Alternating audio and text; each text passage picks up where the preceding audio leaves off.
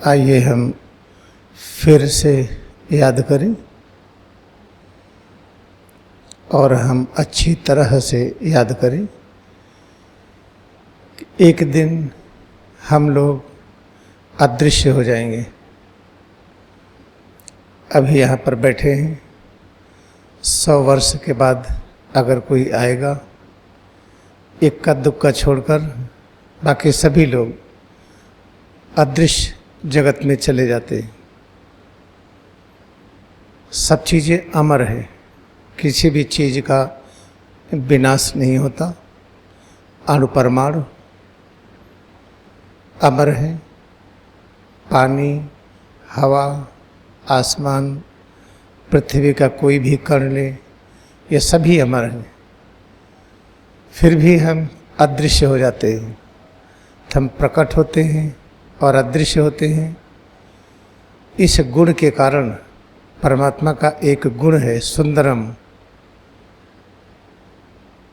अगर हम प्रकट हो, अदृश्य न हो, तो एक प्रमुख गुण कि परमात्मा की सुंदरता अनंत है, ये प्रकट नहीं होगा।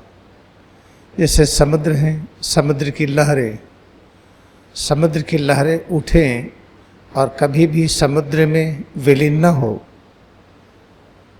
तो याद रखिए जो समुद्र की सुंदरता है अधूरी होगी। समुद्र में लहर उठती है और फिर समुद्र में मिलती है। हर बार वही समुद्र का पानी अलग अलग लहरों के रूप में प्रकट होता है, अलग अलग ध्वनि प्रकट करता है। उस पर जब प्रकाश पड़ता है, अलग अलग रिफ्लेक्शन होता है।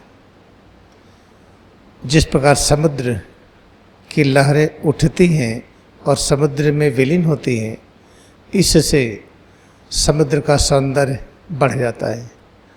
ठीक उसी तरह से सोचिए, ये पूरा दृश्य जगत परमात्मा से प्रकट हुआ और उन्हीं में विलीन होता है और फिर प्रकट होता है। इस तरह से प्रकट होना और विलीन होना, अगर ये परमात्मा का गुण अदृश्य हो जाए, समाप्त हो जाए, तो परमात्मा का एक स्वभाव कि परमात्मा की सुंदरतम स्थिति अनंत है, उनका सौंदर्य अनंत है, ये अदृश्य हो जाएगा।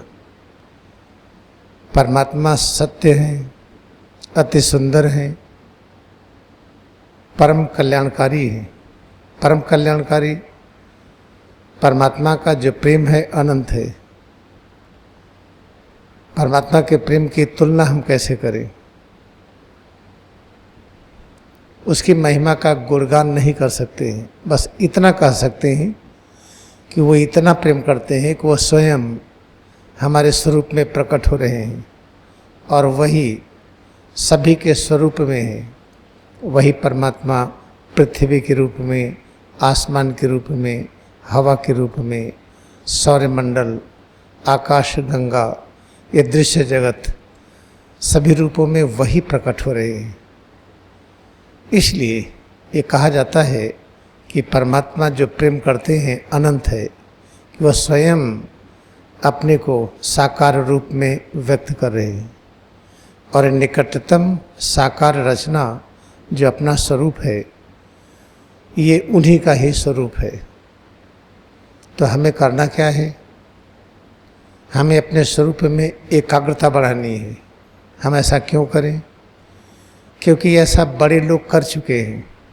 जिस मार्ग पर वे लोग चल चुके हैं जो पूज्य हैं, जिनको हम अवतार कहते हैं, हम भी उसी मार्ग पर चलेंगे। 2 मार्ग है। एक है अन्य लोगों के द्वारा जो अपनाया जाता है कि सुख पाने के लिए हम स्वाद का सहारा लें, तरह तरह के स्वाद का निर्माण करें। जो स्वादिष्ट भोजन है कैसे और स्वादिष्ट बनाएं, इसी प्रक्रिया में लगे रहें। ऐसे ही कानों का इस्तेमाल करें, कैसे नई नई संगीत सुनें, नई नई संगीत बनाएं। ऐसे आँखों का इस्तेमाल करें, सब जगह देखने में, पूरी दुनिया में घूमें और टहलें और देखें। तो ये देखा गया कि जो लोग आँख का उपयोग करते हैं, बाहर की चीज़ों को देखकर जो आनंद की वृद्धि करते हैं, एक निश्चित सीमा के बाद आनंद की वृद्धि खत्म हो जाती है, होती नहीं है। और हमारा स्वभाव है कि आनंद की वह स्थिति प्राप्त करें जो नित्य नवीन आनंद हो, जिसमें बोरियत न लगे। आँखों का उपयोग करते हैं, कोई बहुत अच्छी चीज़ दिखाई पड़े, कल्पना करें हिमालय में है और एवरेस्ट के पास है, पूरा एवरेस्ट को देख रहे हैं, पूरे हिमालय को देख रहे हैं, थोड़े समय के बाद आँख बंद कर लेंगे, फिर हिमालय को देखकर आनंद नहीं मिलेगा। ऐसे कान का उपयोग करिए, संगीत सुन रहे हैं, संगीत बना रहे हैं, तरह तरह की म्यूजिक की धुन, संगीत की धुन प्रकट कर रहे हैं। लेकिन एक सीमा ऐसा आता है कब संगीत से कोई आनंद नहीं, तो कान के माध्यम से भी नित्य नए आनंद की प्राप्ति नहीं हुई। आँखों से देख करके नित्य नए आनंद की प्राप्ति नहीं हुई। जीवा का उपयोग की तरह तरह के फल, सब्जी, अनाज को मसाले के साथ, बिना मसाले के अलग अलग तरह से बनाकर स्वाद के माध्यम से आनंद पाने का प्रयास हुआ, लेकिन नहीं हो पाया। ऐसे नाक का सहारा लिए, नाक का उपयोग करके नित्य नए आनंद की खोज की, नहीं हुआ। तो महाजन, बड़े जन, अवतार किस मार्ग पर चले हैं कि उनको नित्य नवीन आनंद मिला है, तो वो अपने स्वरूप में एकाग्र हुए हैं। स्वरूप की अनुभूति जो भी हुई, उसी को परम धन के रूप में स्वीकार किए कि वही सब कुछ है। जब वो इस मार्ग पर चले तो थोड़े समय के बाद ये सिद्ध हो गया कि उन्हें परम आनंद की प्राप्ति हुई। प्रतिपल नए आनंद की, नित्य नए आनंद की, ऐसा आनंद जिससे बोरियत नहीं होती है। इसलिए हम लोग भी वही चुन लिए जिस मार्ग से अवतार गए हैं, वह लोग गए हैं जिनकी हम पूजा करते हैं, राम और कृष्ण, कबीर और नानक, महर्षि पतंजलि, गौतम बुद्धा, महावीर स्वामी। उसी मार्ग को फिर से खोज निकाला लहरी महाशय ने, वही क्रिया योग ध्यान है। इसलिए हम संकल्प लिए कि अब समय बर्बाद नहीं करेंगे। बाहर की चीज़ों से जुड़ करके जो आनंद की खोज करते हैं, अब हम उसमें समय नहीं गंवाएंगे। अब हम अपने स्वरूप में एकाग्रता बढ़ाएंगे और ये सुनिश्चित है कि नित्य नए आनंद की प्राप्ति होगी, नित्य नई शक्ति की अनुभूति होगी। ऐसी शक्ति, ऐसा आनंद जिसमें बोरियत न हो, नित्य नए ज्ञान की अनुभूति होगी, ऐसा ज्ञान जिससे हमें बोरियत न हो। इसलिए हम लोगों ने संकल्प लिया कि अब हम आँख बंद करके अपने में एकाग्र होंगे।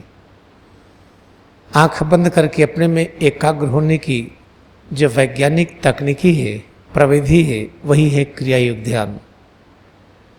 इसलिए हम लोग पूरी एकाग्रता के साथ क्रिया योग ध्यान से जुड़ गए हैं और जुड़े रहेंगे। और हम ऐसा जुड़ेंगे, इसी जन्म में हम पैगंबर के रूप में बदल जाए। Prayer is one of the greatest connecting link with God.